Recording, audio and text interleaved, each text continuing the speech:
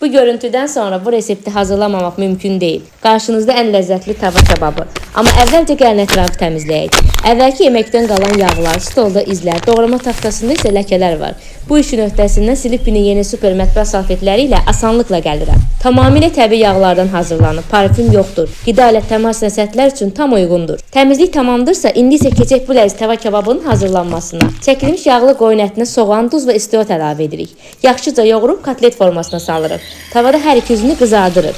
Bu arada pomidoru doğrayıram. İşim bitən kimi taxtanı qida ilə təmas üçün uyğun olan Sleepy'nin super mətbəx salfeti ilə silirəm. İndi eyni taxtada göyərtini doğrayıram. Pomidor dilimlərini qızarmış kotletlərin üzərinə düzüb, bir çimdik duz və su əlavə edirəm. Qapağını örtüb van modda bişirirəm.